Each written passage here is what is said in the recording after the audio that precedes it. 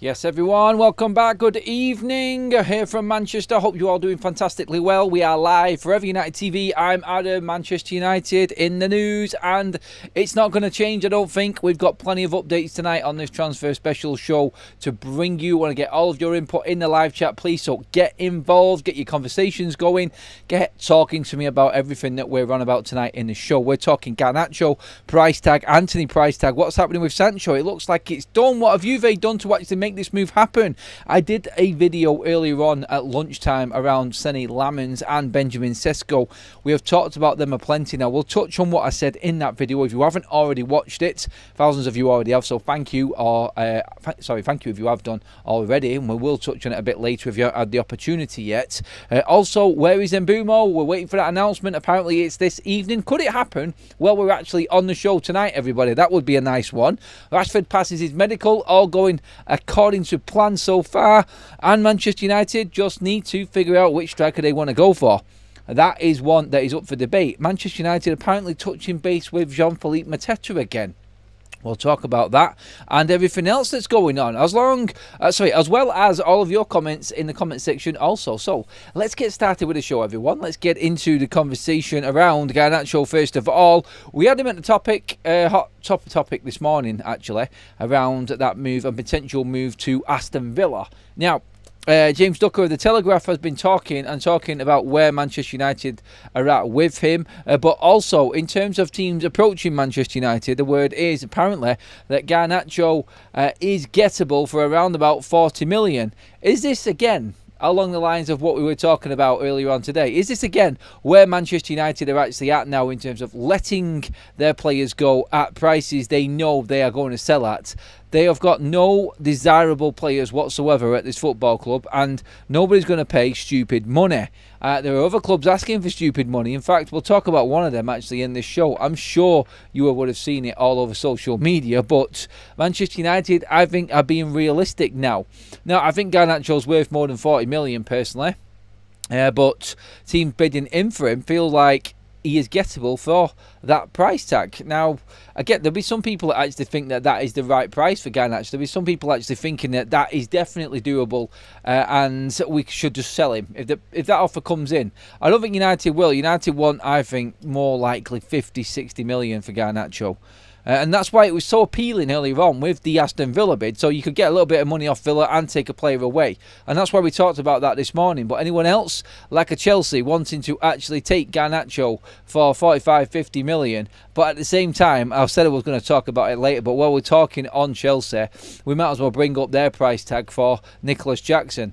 They want apparently 80 to 100 million for Nicholas Jackson, but only want to bid between 40 and 50 for Garnacho. Are you off your rocker? Seriously? Oh, no. It's okay, though, because they are doing what Brentford did. They are using the market value at the moment, and that's where their prices come from. So, because Ekatike has gone to Liverpool for 82 million quid, that's why Nicholas Jackson's worth 80 to 100 million. Why? Because he's what? Prem proven? Yeah, proven to be not good enough in the Prem. That's not exactly Prem proven. And obviously, I don't think that's realistic. But if Chelsea are standing by that, it's great news for Manchester United, because Manchester United will go nowhere near that price. So, fantastic. Chelsea, keep it up. But yeah, you're not getting Garnacho for 40 million, I don't think. Manchester United will play hardball with that one. And again, where I think Manchester United are realistic with their prices, they're also going to get the max out of what they can.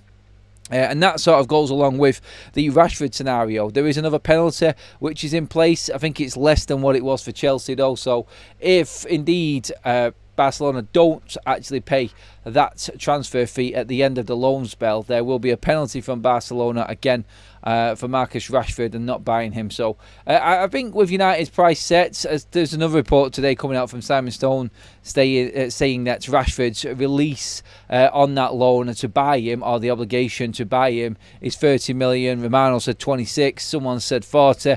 There's been so many different reports. It's in and around 26 to 30 million for Marcus Rashford to stay at Barcelona at the end of the season. But United making sure that little bits of them deals are well and truly covered, and they're getting the best that they can. The big decisions, i.e. selling the players and getting the fees for them, I think is going to be the big one, because we've still not seen that yet. Where Rashford is good, and Rashford is a good deal, What about Garnacho? Can we get a decent fee for a young player that has got a lot of potential, and United know that market value for players like this is a lot higher than where other players are, i.e. Nicholas Jackson? So where will United go? What will be their stance on this? We've heard the 60s and 70 millions. He isn't worth that. I think United are running around 50 million with a big chunk of change slapped onto a sell-on clause within that. So Manchester United, again, will take a 20-25% sell-on clause if they sell Garnacho for something less than 60 million. I think it will be about 50, and I think that's probably about fair price for Garnacho at the moment, because he did score goals last season, he did create goals last season. His stats are actually better than Nicholas Jackson's when it comes to actual goal scoring. He's younger, he's on a cheaper wage, he has definitely got a better Premier League experience factor to him as well. He is a decent asset for Manchester United. I don't think he's worth any more than that, and I'm happy for him to be leaving. You all know that, but in terms of transfer negotiations and where we're at, I do actually believe that it is a better prospect and a better opportunity for clubs to go in and buy Alejandro Garnacho than some of the other players that are on the market right now. At least you know that he has performed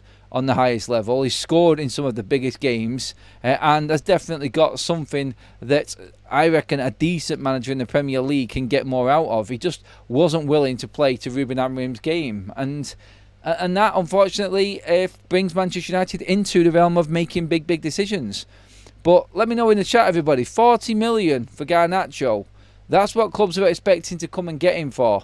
I don't think they will. I really don't think you've got a chance of getting that for Garnacho. But United need to be careful, because we need to raise money to actually bring players into Manchester United. So that, I think, is key in negotiations for United, where they want to stand their ground and get maximum value. They want to get something. Because if they bid too high, or so if they put a price on this too high on Garnacho's head, there's a good chance that everybody will walk away from this. But if they're realistic, if they are open to do a deal, then I think Manchester United get this over the line and Garnacho's gone. And it's a big win for United. Ruben's got a player out he doesn't like, and Man United have got money in to put towards that striker that everybody's talking about. And we will talk about the strikers in a moment. But yeah, just to cover the Garnacho one there overall, and we're going to get some opinions on this in a moment. Chelsea want around 80 to 100 million for Jackson. They're balancing that off the market values of the likes of Hugo Ekitike's move to Liverpool. Sorry. Again, like, realism will kick in sooner or later. I think it's just a number that's been put out there, but nobody's going to buy Nicholas Jackson for anywhere near 60 million, never mind 80 million. In fact, nobody's going to buy Nicholas Jackson for 40 to 50 million. I don't even rate him at that. I think he's a 30 million pound player at best, just for someone to take a punt on, because what has he done? He had a great start to the season last season and then fell away. He didn't have a great start in his first year. His first 2 years in the Premier League have not been very fruitful for him, so that's that. But Chelsea are still wanting Garnacho. And James Ducker from The Telegraph has said that Garnacho's price, according to everyone looking in on this and wanting to get their hands on Garnacho, they all feel that they can get him for in around 40 million. I'll go back to what I said just a moment ago. I'm all for, as you all know, Manchester United cutting down the prices and making players available just to get them out the door and move forward and put some money in the bank to bring players in. But let's not give these players away. Not Garnacho anyway. I think he is the one that we should be getting at least 50 million quid for. And I think that goes an awful long way in Manchester United finances then. Can they make it happen? Again, like I said, this is where we are now. Going to probably be judging Ineos even more going forward. So, yeah. I do think that United are going to be careful with this one, but not too careful.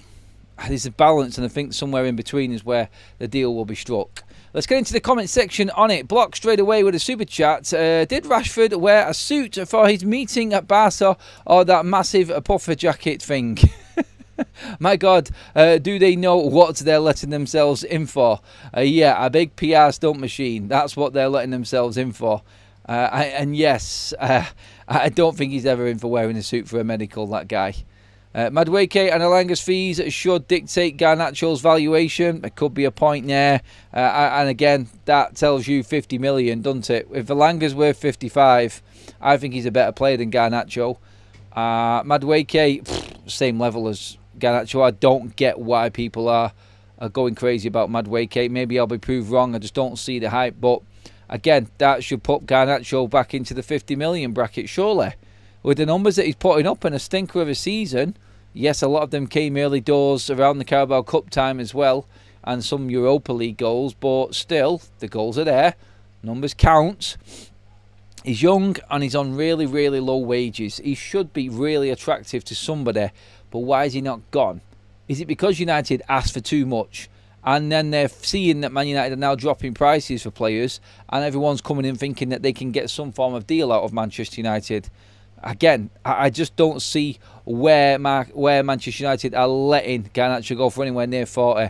I think it's 50 and that's it. And there will be add-ons and there will be incentives on top of that. I think Man United's ideal price is somewhere in between 50 and 60 million. Now, Pete Hall last night said that Napoli are still favourite and they're at about 45. So there's no way that United are going to accept 40 million for Garnacho if Napoli are already at 45 million. So, yeah, that one, forget it. It is a non-starter at all. I don't even know what James is thinking about there when he's going off with that. I don't know where he's got the stories or the reports from, but there is actually something that we know about in terms of offers for Garnacho already out there. And why would United go any lower? It just doesn't make sense. Compost Smith says 50 mil minimum going to another Premier League team or take 40 with a big sell-on. It'd have to be a massive sell-on for that. If he's going Chelsea, is he ever going to be sold? They get them bleeding long-ass contracts, don't they? Yeah, head down, run into trouble, give the ball away, and we need and we get counted on. He's talking about Garnacho, Ginge there. Kevin says it's got to be 50 million. At the moment, he's not contributing anything. If it's 40 million, so be it. We need the money to strengthen the squad. Look, I mean, if it is 40 million, I mean, I can't stand in the way of that. I've said all along that United will look to cut prices surely just to get players out the door. I just don't think United would allow him to go for 40. If it gets to the last knock into the window and 40 million help Manchester United bring in the striker that they want, then I think we might go for it. But I think United are in a position now, right, okay, just passed over the middle mark or the half-time mark of this transfer window. We now need to start getting things moving. We cannot allow this to drag out to the end of the window. We got Rashford done, out of the way, fantastic. The two big players are in, fantastic. And now we're waiting to get some players out. And I think we need to start making moves now. We are going to move on to Sancho in a minute and the update on him. But Garnacho at 40 bags, I think a lot of people are thinking, yeah, a little bit more, please. Messi Entertainment says 40 million for a Muppet, but need to sell on clause, so could be the 70 million when he gets Real Madrid for 100 million. Will Garnacho ever make it to Real Madrid? No, I don't think so. Please prove me wrong, no, because that will mean United are definitely in the money after he's sold. We should tell Chelsea we're interested in Jackson, but need a minimum of 55 million for Garnacho first. Sell Garnacho to Chelsea and run away with the money. I think they'd see us coming with that one, mate. But nice idea. I'll go with that as well. Because the manager throws him out, sell him for cheaper than we'd like to send him. Or we'd like to send him to the reserves. He didn't really freeze him out, did he? He played him and he played him constantly. And he just still bitched because he wasn't in the final. That was his problem. And then he went on national TV over in Brazil. Brazilian TV, sorry. And blabbed about the season being shit. So, yeah, the backlash is definitely on Garnacho's head. The fact that it was leaked out that he was told to go and get another club, that was the media and whoever it was at United that leaked it out. Would not put it past Garnacho being that source that leaked out the news. Jack Jones says 45 million with 10 million add-ons and 15% sell-on clause for Garnacho. Well thought out, Jack. I like that one. That was a very constructive, precise transfer there and in quite a lot of detail. Well done, mate. I like it. A block with another one says, just think of all of those kids who had Garnacho, who had the Garnacho haircut. I suppose they can repair it with a Menu cut. Just get that number one out, mate. Jump, buzz cut it, and then start all over again. Kids have got a chance to grow it back. Unfortunately, some of us older clientele don't, do we? But yeah, they can at least get away with it. Garnacho isn't a must-sell like Sancho, Rashford and Antony. He's not on big money and can't sell him for peanuts. Just move him on. Pragmatism necessary. It's true, Daniel. He's not as important, but he is, because Ruben don't want him in the club.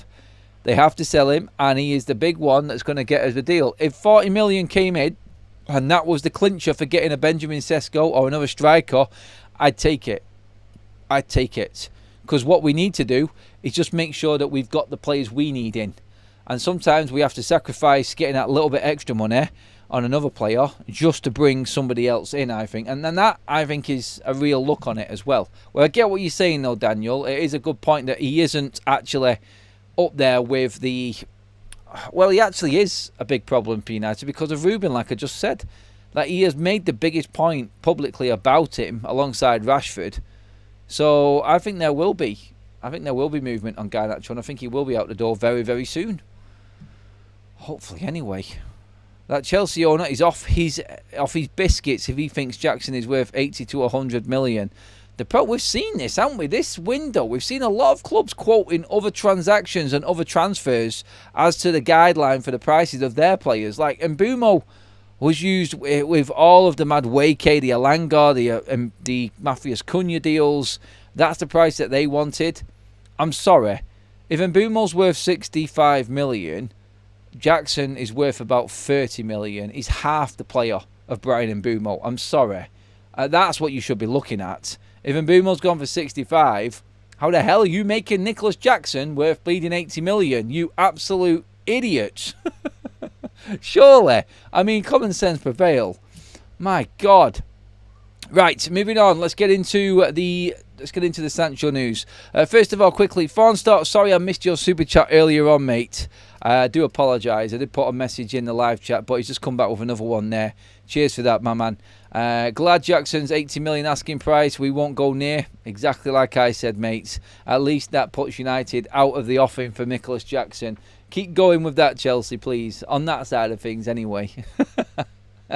Right. Jadon Sancho. Well, Duncan Castles came out earlier on this afternoon. Well, mid-afternoon-ish.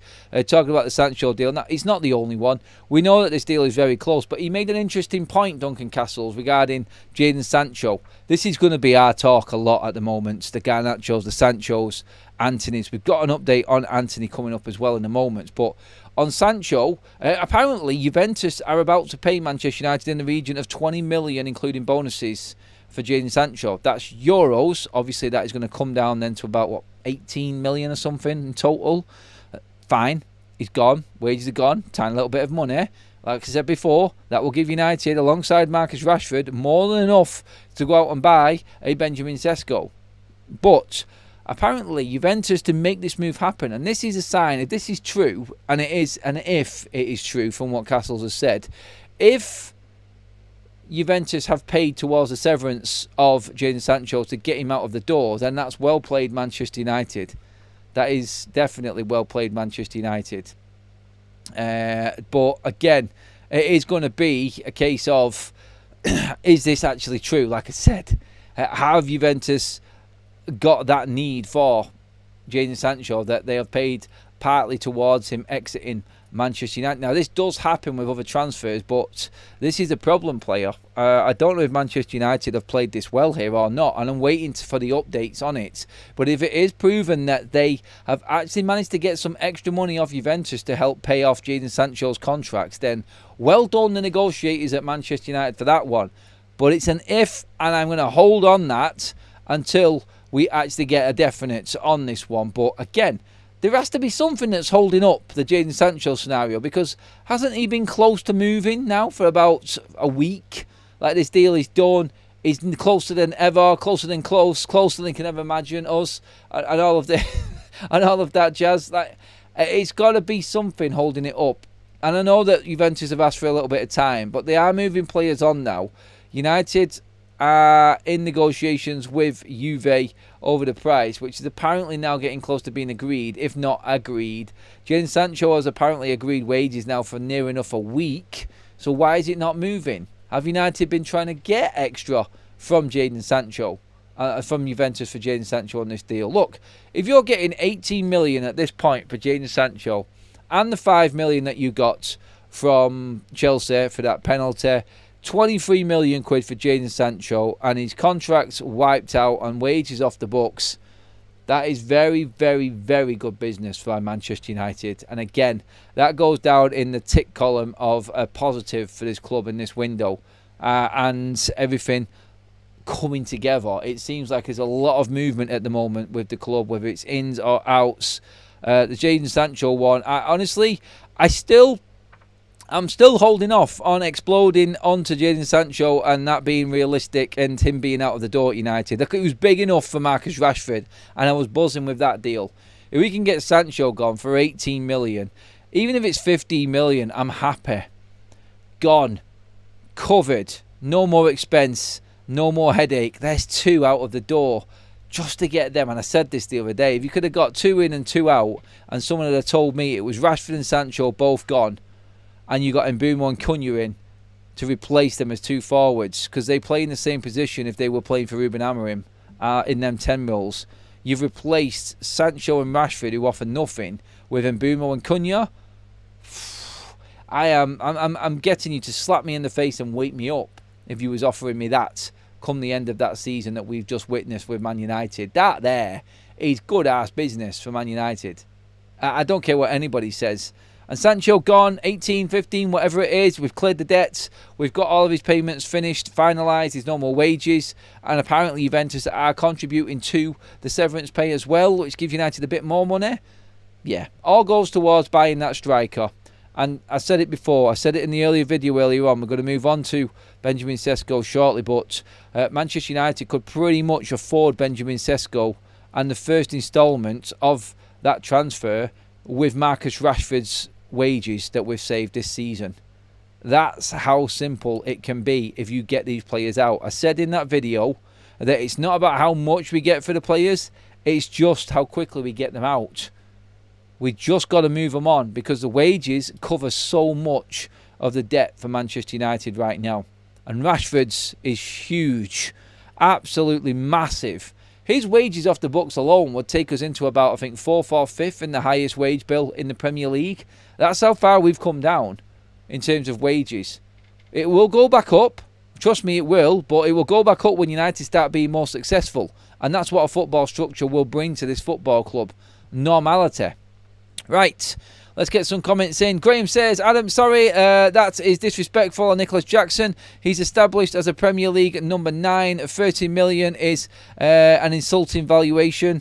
Established in what? Failing in the Premier League? Mate, he's not an established Premier League player, because he doesn't start Premier League games for Chelsea anymore. That, I'm sorry, is a club that want him out. He should be in the bracket alongside a Marcus Rashford. As in, yeah, established because he's played in the Premier League, but performed in the Premier League? I'm sorry, no. I'm not having that. I disagree completely, Graham, on that one, mate. He's worth 30 million all day long. That is it. If anyone pays anything above 40 million for Nicholas Jackson, they need their head checking big time. He is not worth it. I'm saying that now in confidence. And again, I'm open, like Graham has his opinion. Thinks he's worth more. I don't think it's an insult at all. I think 30 million is very good money for Nicholas Jackson. Comparing him, like I said it before, like Nicholas Jackson and what he performed, and then you're looking at 62.5 and 65 million for Mbeumo and Cunha. It's an insult to them that Chelsea want more than that. If you're putting Nicholas Jackson even on the same level as Mbeumo and Cunha, you're insulting them 2 players. I'm sorry, he's just not in the same league. And he will be a Chelsea forward failure, like most of their strikers are, sadly. For them, not for us. Anyway, talk to me, get into the chat, everybody, on the actual Jadon Sancho saga right now. Let's put a date on this. Can this be changed? Can we get Jadon Sancho out before we actually go? We actually head into the start of the season. Like, that's my time now. As long as he is out before we start the season, I'm happy with that. But I'm expecting him, with everything that's been said, to be done quite soon, to be honest. Steve O says, we need Hillman or Guerra. Our midfield improvement is needed before a Sesko. No, it's not going to happen, mate. We've discussed this many a times. Everyone's got an opinion on the priorities of United's positions that's needed. And there's cases for the midfield, there's cases for the goalkeeper, there's cases for the forwards. There really is. But honestly, right now, I do believe that Manchester United need a striker. I think Ruben wants that striker. And I think he will get him. I do. I get him. Graham, completely disagreeing with you, mate. You can go on all you want, mate. You're never going to convince me Nicholas Jackson is worth 30 million. I'm sorry. Stop ignoring the players that I've put out there in Mbeumo and Cunha and trying to dig out some crap out of nowhere, mate. I have beaten you. You have finished, mate. You're not going to convince me on Nicholas Jackson. He's the wrong player to even make a point on. Block says Rashford is paid monthly, so 17 million because of his salary is not available immediately to pay the first instalment on Sesko. No, but what United can do here is amortise it. And that's the difference, I think, on that one, Block. I think that's how it works. Overall, we will be able to balance the books over a year. So, yeah, I think it's a case of get some fees in for the likes of Sancho, maybe Garnacho or Antony, just to be secure. But overall, it's more than coverable. And obviously, his wages, Sesko's that is, have got to be added to that money as well, or whatever striker comes in. And that will be covered by Rashford's. I think that's where I'm going with that one anyway. Right. Oh, look at that. Congratulations to Matheus Cunha and his wife on the birth of their daughter. Absolutely amazing news. What a month it's been for Matheus Cunha. What a legend already. Massive congratulations. Them pictures are on social media right now.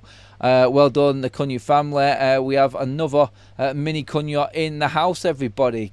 Massive news for him. What a week. What a week for Matheus Cunha. Absolutely brilliant. Playing his first game for United and then a new kid as well. Wow, look at that. Get in there. Right. Sensible. Do you know what? Let's just see. Graham, I'm ignoring you. Complete and utter bollocks, mate. Sorry. You can come on and have a chat afterwards, mate, and try and argue your point on Big Up, mate, because we are doing a call-in show then. But stop it, mate, please, because you're never going to convince me. I don't think anyone in the chat believes in what you're saying either, mate. But come on and have your say later on, mate. It should be fun. If I had a choice, I'd start every Premier League game with 10 men or sign Jackson and play him up front. I'm going with 10 men, but you could argue both options are down to 10 men. Again, yeah. I would actually, in terms of Manchester United, let's get into the striker side of things, because I think that's where this conversation is heading now. Graham's taken us there with Nicholas Jackson and his crazy talk. So let's get into the striker situation and where we're at with a proper striker, and why Manchester United will never go for Nicholas Jackson and will always look at the likes of Benjamin Sesko, Jean-Philippe Mateta and players like this before him. Again, like if he was 30 million, United might be interested, but I'm sorry, he isn't worth the price that Chelsea want for him, and it's good news for us. On that Sesko one, earlier on we did that video, and we were talking about the release clause. Now, this is rumoured to be in between 70 and 80 million euros release clause for Benjamin Sesko. So when you break it down, you're looking, let's just see.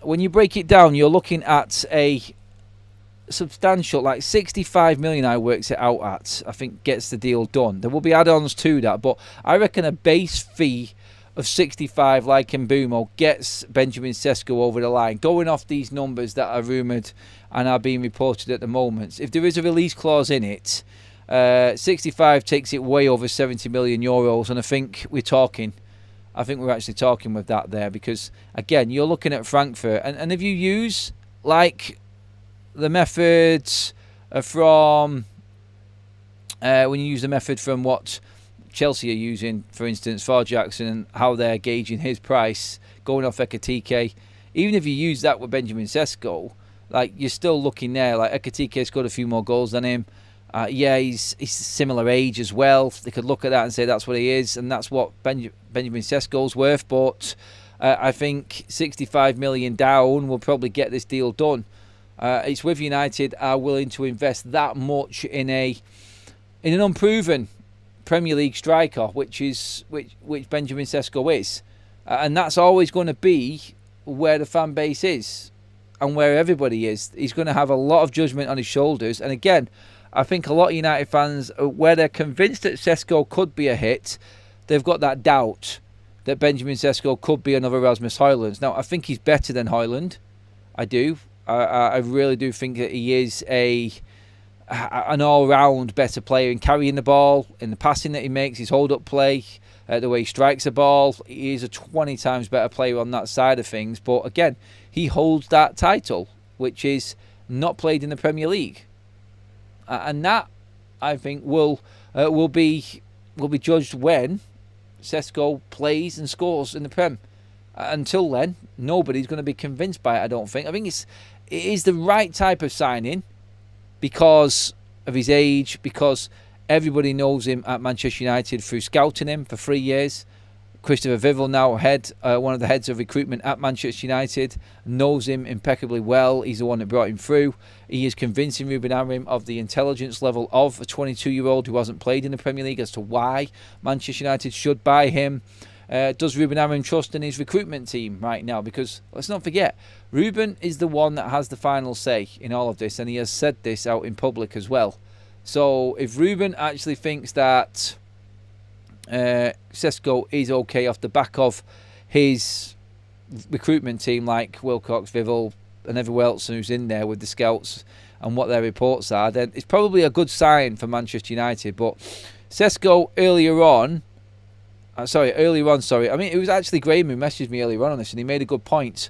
The more players that actually come in that are not just full-on Ruben Amorim players that Manchester United structure have bought through proper scouting and recruitment, the better. Because Ruben might not last at United. There's no guarantee that he is going to see out this season. He's done a lot of work behind the scenes and there's a lot of good going on, but we're still seeing shit on the pitch. So he might not be here. So if United are looking at recruiting these players through their structure, through their directors of football and everything else, it's better to have players like that in our side that are willing to play in different systems, not just Ruben's systems. And that has been brought up quite a lot in most of the reports. It's not just Ruben players. It's players that are adaptable and flexible to play in different formations and systems that United are looking at. And that's why they've brought in Mbeumo, and that's why they brought in Cunha, who have played multiple positions but still shone and performed in all of them. And that, I think, is a good thing to look at. And you know what, I disagree with Graham, as you all see there in the chat. We have some to-in and fro-in, but I did agree with what he said about Benjamin Sesko. Not being a definite first-choice Ruben Amorim player isn't a bad thing in this scenario, I don't think. I really don't. Just going to bring up a couple of chats on this one. Again, with Benjamin Sesko, that release clause is going to be big. And that's what we was talking about earlier on. And I think Christopher Michael was the journalist that was talking about this, who dug it out. I've seen a release clause of 69 million quid on one report. There is another one. That wasn't verified, by the way, that report on 69 million. I dug that out from several contract websites on players where they do have a verification sticker next to some, and it isn't verified on Benjamin Sesko's, but it did state it was 69 million in pounds, that is. So that's why I think people are judging this and saying it's between 70 and 80 million. I still feel like 65 million down, like Mbeumo, gets this deal done for United. There will be add-ons. But I don't think Manchester United, for a 22-year-old, if he meets them add-ons because he's performed well, will be too bothered. I know I've said that before, but it's a big risk for United to take Benjamin Sesko still. It's a massive risk. So when you look at it, on paper, it looks like it's one of the better deals that United could make because he's got a future. But there are two strikers in the Premier League, namely Jean-Philippe Mateta and Ollie Watkins, that are always going to be in with a shout for Manchester United, I think. James Ducker has just done a report where he's just named off every obvious one. It's like he's been away for about 3 weeks and then has come back and just said what everyone else has been saying for about four or 5 weeks there. He's rolling off Calvert-Lewin, buddy, Jean-Philippe Mateta was a name as well, Sesko and Jackson. They're all there, but we all know who Manchester United are monitoring right now. We just need some significant bids for somebody. I think the next bid that goes in will be the striker that Manchester United end up buying. I think they'll do all of the research. I think they'll look into all of the conditions with every single one of the selling clubs for that player, and it will end up being the player that United will go for. They may think that Benjamin Sesko is just too expensive and walk away. But they are digging deeper and deeper and deeper into the conditions and speaking to Leipzig to try and find out what deal can be had. And the in is definitely Christopher Vivel on this one.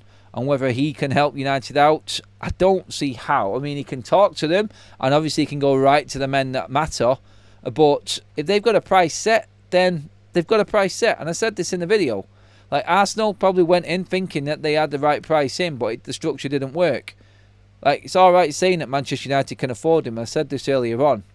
Whatever way you break it down financially, like we've seen that we've got 4 years instalments for Bryan Mbeumo and it's really cheap and affordable.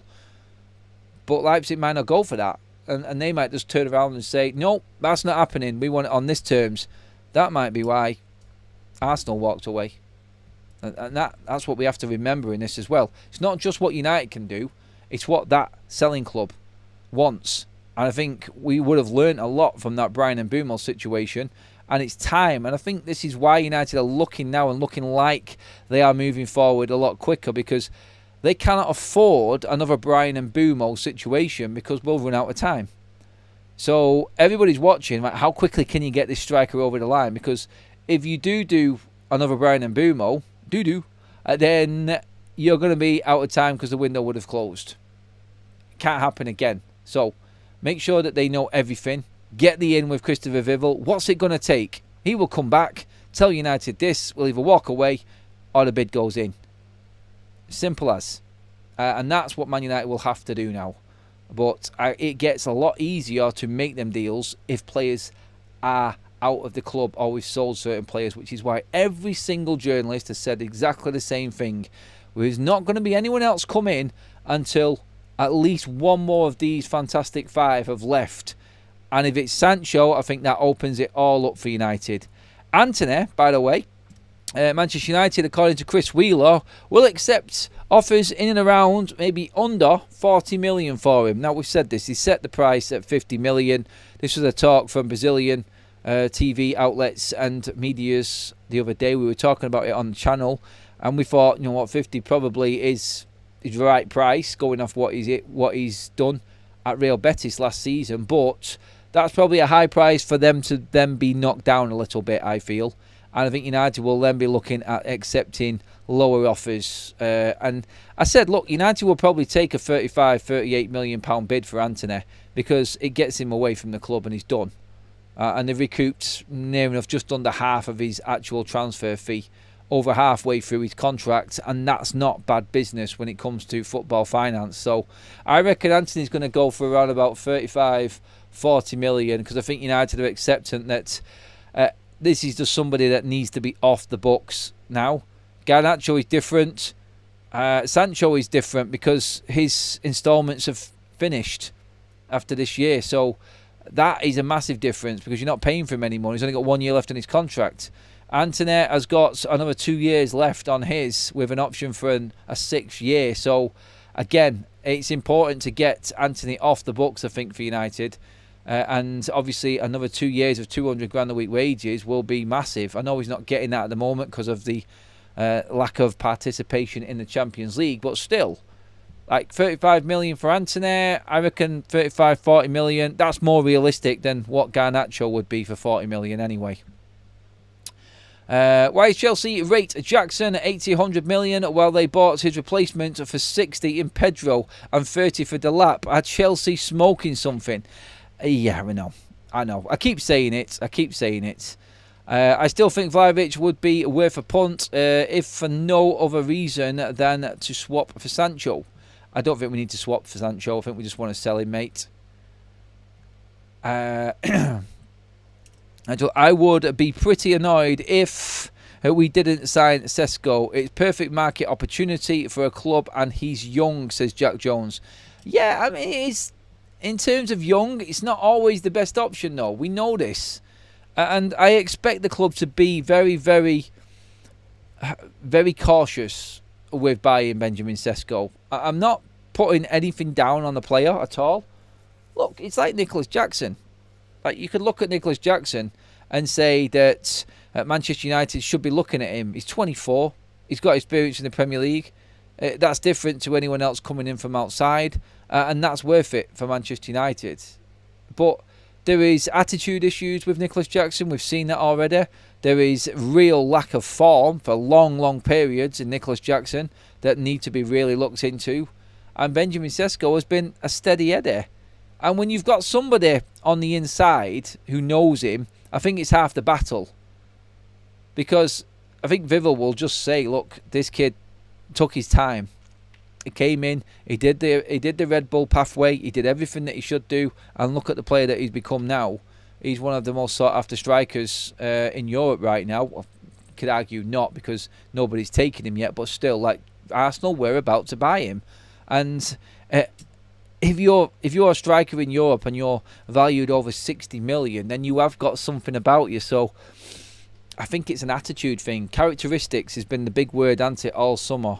And I think with Vivel on the inside, knowing what Sesko is, I think this is where the reports have been driven by all of the media. The fact that Vivel is there, it's so obvious to just say that we are going to buy him because of Vivel, but I don't think it's necessarily just as black and white as that.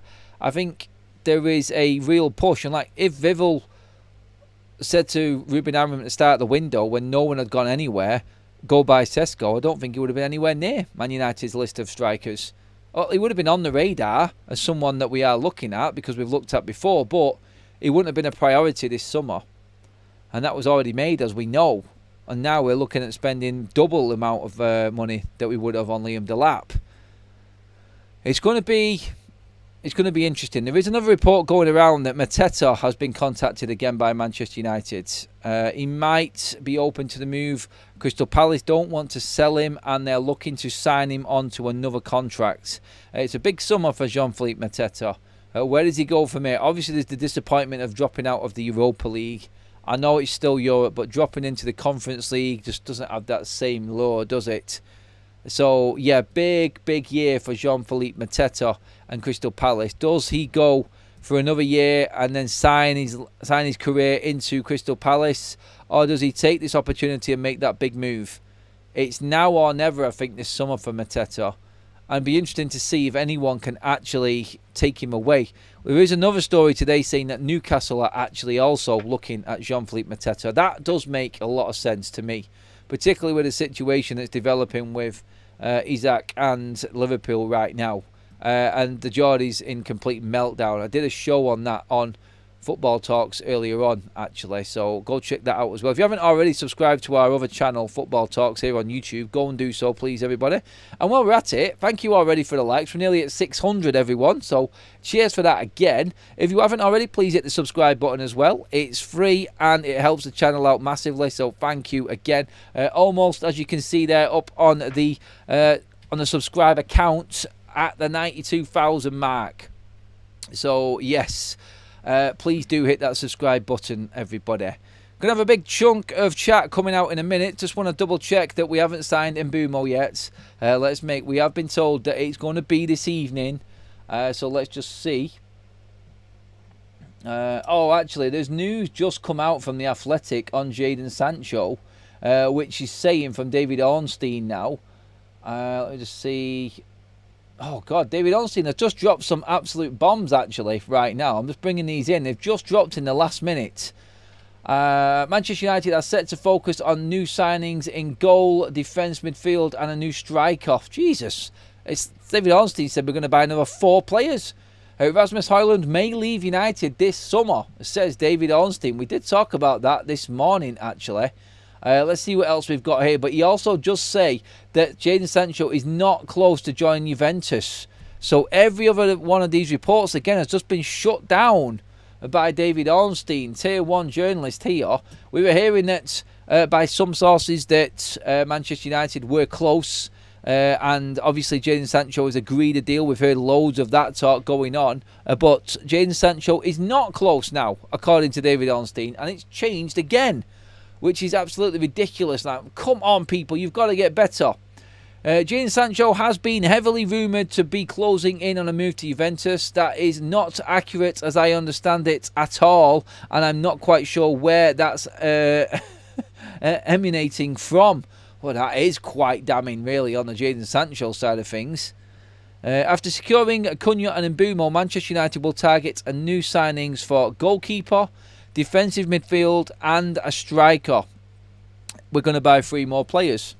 Yeah, but we do need to move players on. This is all from David Ornstein earlier on, by the way. Literally in the last hour. It's not accurate. He doesn't know where it's emanating from in terms of these reports on Jadon Sancho. Is it all complete and utter bollocks? This is what it looks like right now.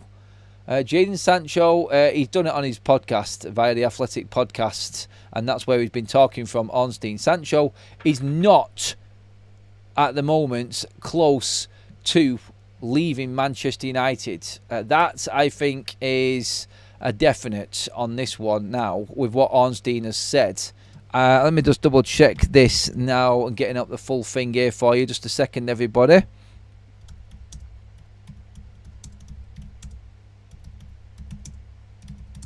Right, okay. So, Jadon Sancho has been heavily rumoured to be closing in on a move to Juventus. That is not accurate, as I understand it, at all, and I'm not quite sure where that's emanating from. Completing the sign of Mbeumo. Right, so, yeah, that's, I think, there pretty much tells us everything we kind of knew, but didn't know. In Sancho being nowhere near, that's a little bit concerning, but still, obviously, hope that we can get it done. This is the thing, and this is the big worry that we've got. Getting rid of Rashford, that was a brilliant thing, but obviously we need to clearly move at least one more player on before we actually bring somebody else in. So I think that's going to be key in this one. But Ornstein has just done that there, and I think there with that, yeah, it's pretty disappointing, isn't it? In terms of Jadon Sancho not leaving. Just reading through most of it now. Yeah, they're the main headlines from it, and everyone's reporting on them now. The 3 players coming in, and Jadon Sancho isn't close to the exit door. Shit. I mean, look, I said it, didn't I? I will hold off on Jadon Sancho. Like, I'm never convinced until that man is gone. He just clings on like a leech, doesn't he? He just clings on for that last bit of blood, trying to just rinse Manchester United for every single last penny. But Ornstein has dropped it tonight and just said that is not the case. He's nowhere near, in fact. So where is he going then?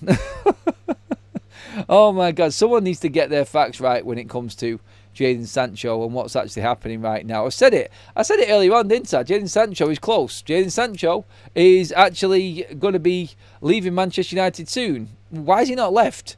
Because he's been close for over a week now and it's not happened.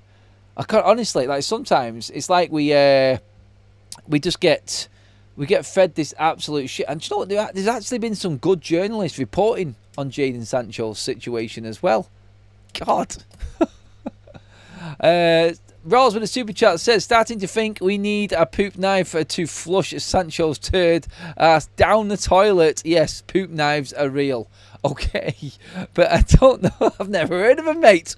But we need a poop knife to get rid of Jadon Sancho. Like, Damasio, you need to sort your head out, mate. You have been way off the mark. And again, I remember actually saying when we were talking about Sancho and a couple of other things in that... Damasio, sorry, like, he's just dropped off completely when it comes to news and know-how. Like, Romano has left him for dead, and he's just never been that reliable. But interesting how Ornstein said Rasmus Højlund could leave Manchester United this summer. That maybe And that is starting to gather momentum. Again, like we've said, that's all of the reporters that I know of from The Athletic that have said Rasmus could leave. Romano has said keep an eye on Rasmus Højlund. That could develop. We know that there's interest in several Italian clubs. Maybe it's Rasmus Højlund. Maybe the smokescreen has been Jadon Sancho and all of a sudden Rasmus Højlund, bang, he's out the door. We will see. I have never been convinced that Rasmus Højlund will leave Manchester United. And even with Ornstein saying it, I'm still not convinced that he will leave Manchester United. But, yeah, he has said it again. So we do have to take it with some seriousness anyway, don't we? We do. But, hey, look, it's going to be an interesting one. I think, like I said, Jadon Sancho is always going to be a pain in the bleeding arse. And I'm never going to be fully convinced until I hear that deal done. Here we go from Romano, Ornstein, and someone significant. I just don't believe anything that happens with Jadon Sancho. And where I love talking about him leaving, as you all know, and I will bring up any report on this and talk about it and just dream about that moment. It's going to be a painful one with him, and it could still drag out yet. It could still drag out until the end of this window with him, but hopefully we get movement on the other players as well. Like Rashford going should be significant enough for Man United to move on a player. Maybe we'll get an update on Antony as well, but yeah, we will see how that develops. Quick super chat there from Sergeant Ted. Just give them away, get rid. I wish we could, mate. We just haven't got enough money though, buddy, and that's always the problem. I have just dropped the link in the chat.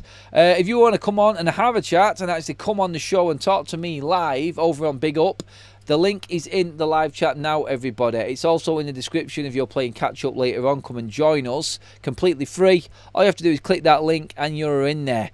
It's better to actually get an account on there, which is also completely free, because that way you can get involved in the chat as well. But there are things on there we can do we just can't do on YouTube. So we're going to cross over there now. So please do hit that link in the live chat, everybody. We're going to continue the conversation. All that's left for me to say on here on YouTube is thank you, everybody. Brilliant show again. Jump over to Big Up now. Pop a like on this video. And, of course, make sure you hit that subscribe button as well, everybody. Really appreciate that. Thank you, mods. Great job again. Thank you to all the super chats as well. And everybody who's been dropping in your input into the live chats. I will see you over on Big Up in just a moment's time. But that is it for now. We're still waiting on Brian and Bumo. When's it going to happen, United? It was supposed to be today. Anyway, we move on past that. On to Big Up. More transfer talk coming. Please subscribe.